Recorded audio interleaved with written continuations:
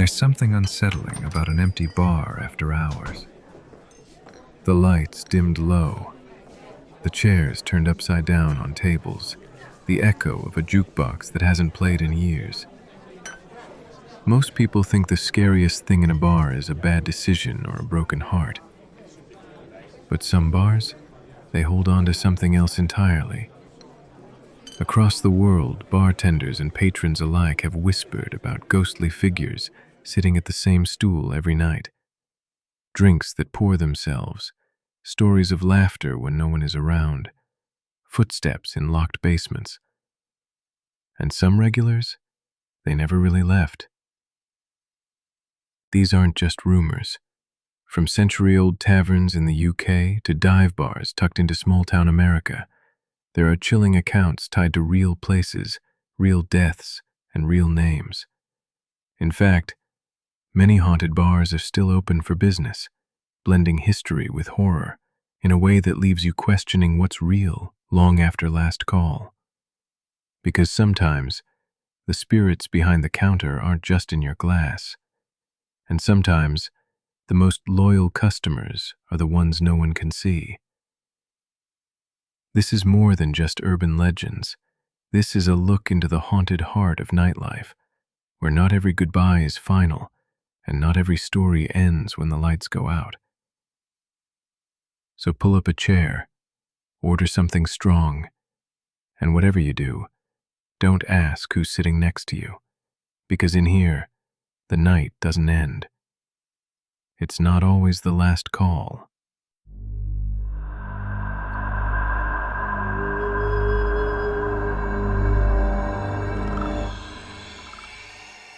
Years ago, I used to work night shifts, so I had kind of the opposite schedule of most people. On my days off, sleeping in a little meant I was waking up at 8 p.m. After showering and getting ready to start my day, most people were ending theirs. One of the few places I could still go to interact with people was bars, which is where many of my chore days started. I'd stop in, have a few beers, chat with some regulars, then get some stuff done. One night in mid-October, just like any other day off, I went to grab a drink before running to the store for some grocery shopping. I decided to go to a bar a bit out of the way, not one I went to often, but enough that the bartenders knew me, and I recognized a couple of the regulars.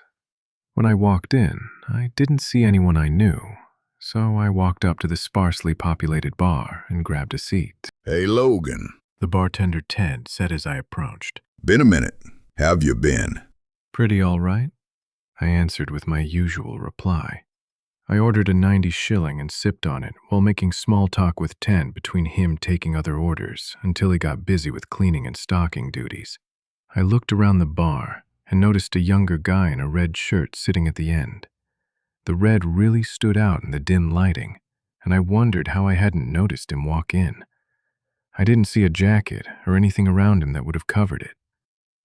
Odd, considering it was pretty cold outside. He was hunched over a mostly full beer, shoulders slumped. It wasn't hard to tell something had him down.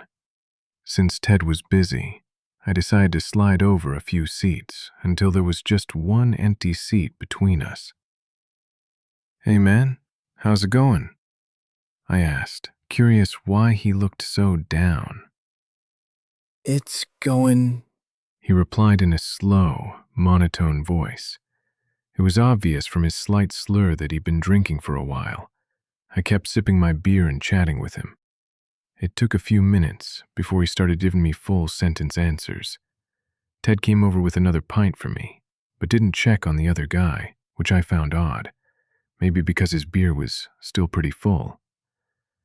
Eventually, I got the kid's name, Kevin. He was a student, not surprising since it was a college town. We chatted about classes and how things were going. Eventually, I asked what had him so upset. After all, he looked down, and it was strange to be drinking alone around 10:30 on a Tuesday. I figured it was class-related, or maybe a breakup, so I wasn't ready for what he said. "A year ago today, my best friend and I were drinking here, and he died in a car wreck on the way home." he said flatly, eyes starting to get watery. He didn't look up from his beer. Man, that sucks. Never easy losing someone, especially when it's unexpected like that. I asked a bit more about his friend, learned his name was Eric, and that they had met freshman year. Man, sounds like you guys went through a lot together, I said. Yeah. He said. Too bad I was busy today and don't have a car, so I can't visit his grave like I wanted to. I told him I could take him. I was leaving after this beer anyway, so if you want to ride, it's no problem. He looked up from his beer, not quite half finished, and into my eyes. Really? He asked, like I was offering something incredible. Sure, I replied, finishing my beer. I closed my tab, put on my hoodie, and we walked out to my truck. You're gonna have to direct me to the cemetery, I said as I started the engine. I don't know where it is. After driving through town and out to the edge where the cemetery was, we turned in. I don't remember exactly where the grave is, He said, but I know it's back this direction. and pointed to the left. I drove slowly until he told me to stop. I put it in park and grabbed a little flashlight out of my glove box before we got out, a cold breeze chilling me through my hoodie. I looked over at him. The temperature didn't seem to bother him, even though he was just wearing a t-shirt. It's hard to tell in the dark, but I think it's over here, He said, gesturing toward a part of the cemetery. I followed him off the paved area, our footsteps crunching through the leaves. We decided to each take a row to find the grave faster and split up, no more than about 10 feet apart. After a couple minutes of checking gravestones and a little more small talk, I decided to ask his friend's last name, but didn't get a reply. After a few seconds, I looked up and shone the flashlight where I last heard him. Nothing. I realized I didn't hear any leaves crunching either, just the soft rustle of branches in the breeze. Now it had been maybe 15 or 20 seconds since I last heard Kevin speak, so I knew he couldn't have gone far, especially if he was trying not to make noise walking through the leaves. I looked back toward my truck. Maybe he went there to get out of the wind, but there was no sign of him. That's when I decided to leave. I didn't stick around to look for him. I didn't go to the last spot I heard him to see who was buried there. I just left. I'd seen enough movies by then to know nothing good comes from staying. I got in my truck, reversed as quickly as I could to the main road, and got the hell out of there. On the drive home, deciding the errands I had to do could wait, I told myself I'd been tricked into giving someone a ride near his house using an elaborate lie. Any other explanation isn't one I really care to think about. 2 or 3 years ago, I was a bartender at this old bar. Western-style decor, dim lights, wooden beams that looked like they'd been there since the Wild West. The place had been around for over 60 years, and let me tell you, strange things happened there, more than I could ever explain. I'm absolutely sure people have died in that bar. Some say it was violence, others say overdose in the bathrooms, some just collapsed and never got back up. There were whispers about all kinds of endings within those walls. Honestly, with a place that ancient, it's not even surprising. It felt like the building itself had soaked up all the sorrow, the chaos, the final moments of those who never made it out. When I first started, a few staff warned me. They said the bar was haunted. I thought they were just spooked or trying to haze the new person. I brushed it off like it was nothing. But then, one night, everything changed. It was after closing time. I was alone, restocking shelves behind the bar. The lights were dim. I heard laughter, voices, like a small group, talking and laughing. I thought they were customers who refused to go home. I figured some people must still be loitering outside the bar. The door was locked. I had made sure of it myself for my own safety. Still, the sound kept drifting in like they were right outside the room. I stepped out to check. No one, not a single soul. The street was empty and quiet. I only heard the sound of the wind blowing outside. It wasn't just me. Other bartenders had their own strange stories. One of them said that just before closing time, she saw a man walking into the men's restroom. Normal, nothing weird about that, but after several minutes, he never came out.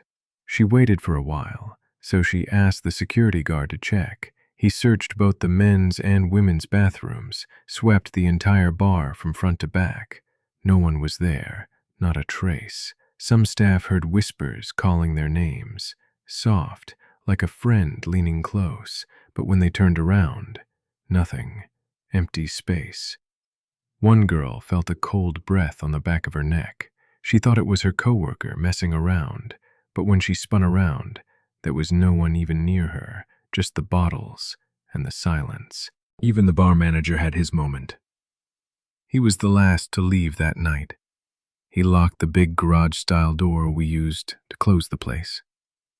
But then he remembered that he left his car keys inside, so he pulled the door back up, and just for a second, he saw a woman standing behind the counter, not moving, just there, and just a blink of an eye, she disappeared. He wasn't sure if the eyes were playing trick on him or something. These little moments, they kept happening. Little things. Things you could brush off if you wanted to. Most people did. They told themselves it was stress, exhaustion, overthinking. It was all in their heads. Until the night, everything shifted. The bar manager called over one of the waitresses. He told her to go check the VIP lounge up on the mezzanine level. He said he saw a woman sitting there on the security camera. He told her to ask the woman to leave, because that section wasn't open unless there were VIP guests or the bar was too crowded. So the waitress went, step by step, up the stairs. The VIP lounge was completely empty. She looked around, started to think this might be a not-so-funny joke from the manager. She radioed back, told the bar manager she didn't see anyone, but he insisted. His voice sharpened. He said, "She's right there. I'm looking at her and you on the screen. How come you don't see her?" The waitress stood in the middle of the lounge. She said she got chills all over. Later, they reviewed the footage together. There was no one in that lounge. Not one frame showed that lady. The bar manager's face went pale. He apologized, saying maybe he imagined it. Maybe he might have been seeing things again. But everyone who was there that night could feel it. That feeling that something was nearby, especially when we're all sober. Not long after, the owner of the bar came in. She usually only visited once a week, but she had heard about what happened.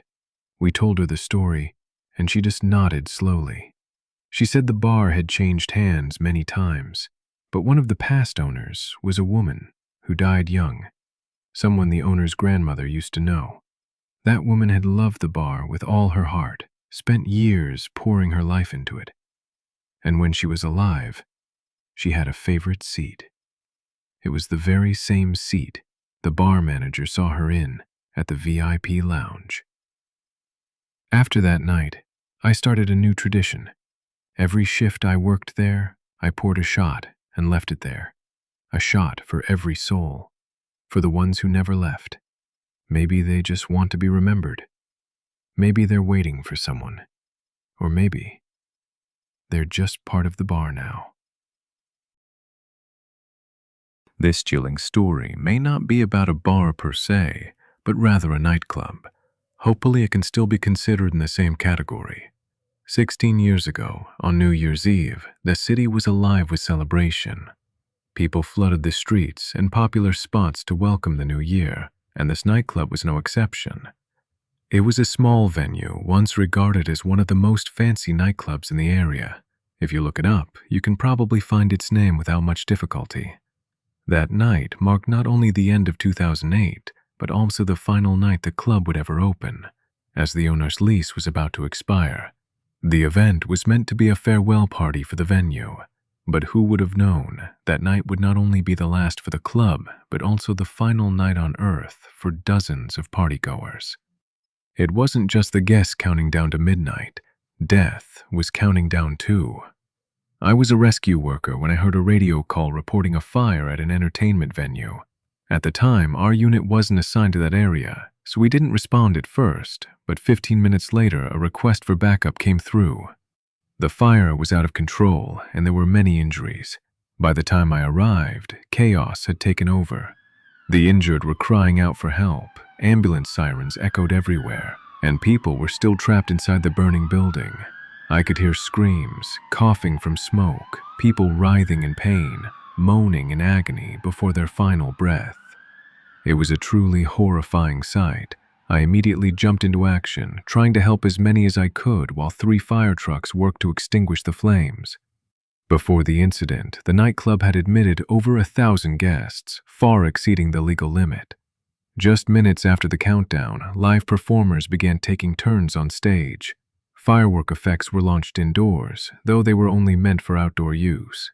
The disaster began when a firework ignited the ceiling, which was made of flammable material.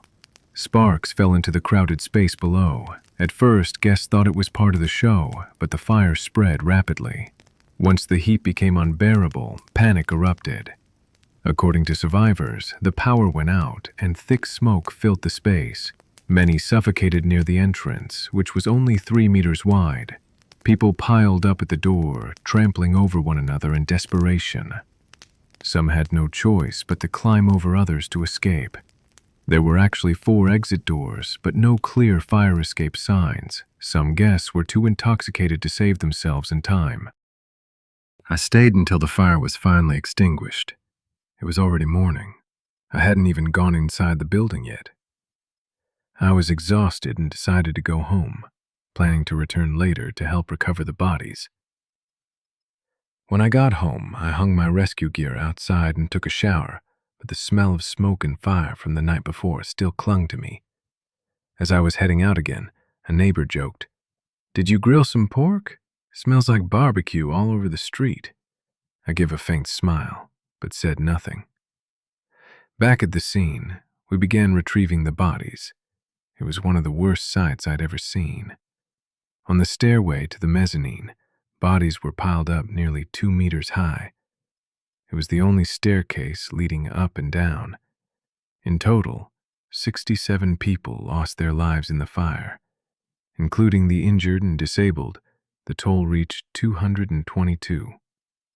I sat down across the street from the charred remains of the building. Nearby, rescue workers and the grieving families of the victims were crying uncontrollably, hoping to retrieve their loved ones for religious rites. But tragically, several bodies couldn't even be identified, as they were burned beyond the point of forensic verification. Next to me sat a young girl wearing a nightclub uniform, a gold vest over a white shirt, sobbing as she looked toward the ruins. I remembered the outfit clearly. She must have lost someone dear, perhaps her co-workers. I turned to her and gently said, "I'm so sorry. I hope you get through this soon." She looked at me briefly, then turned back toward the building. I didn't expect a response. I walked past her to grab some water. When I turned around moments later, she was gone. I didn't think much of it until that evening when I got home and watched the news. I saw her photo among the victims. It was the same face I'd just seen that morning. After that, strange stories began to circulate among locals. People living in nearby houses avoided going out after dark. Taxi and motorcycle drivers tried to avoid the alley. Many reported picking up a young woman asking to go to the nightclub, only to find no one there upon arrival.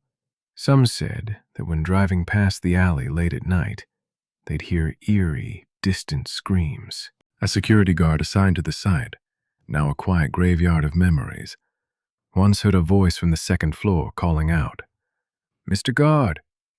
Mr. Guard! I'm on the second floor."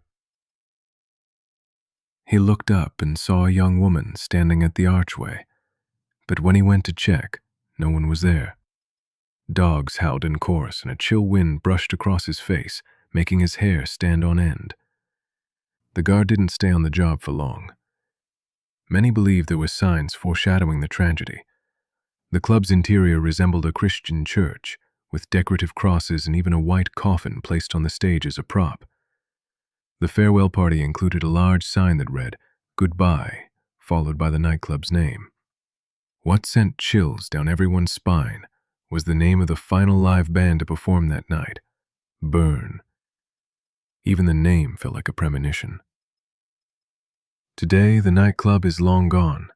The land was too valuable, and real estate developers eventually turned it into a parking lot for a community mall. A luxury condominium now stands nearby. But no matter how much time passes, this terrifying incident remains etched in people's memories. I truly hope that the souls of everyone who lost their lives that night have found peace. And now, we've reached the end of this episode. Do you believe that when death comes swiftly, in fire, in silence, or in shadows, some souls refuse to leave? Do you believe they linger, trapped in the last place they felt alive, still sipping, still dancing, still calling out in the dark? Because sometimes, the spirits we fear the most are just waiting for someone to listen. So next time you find yourself in a dim bar, a nightclub, or even just walking past an old building, look twice, and don't ignore the chill that runs down your spine. Subscribe for more chilling stories, folktales, and urban legends from around the world.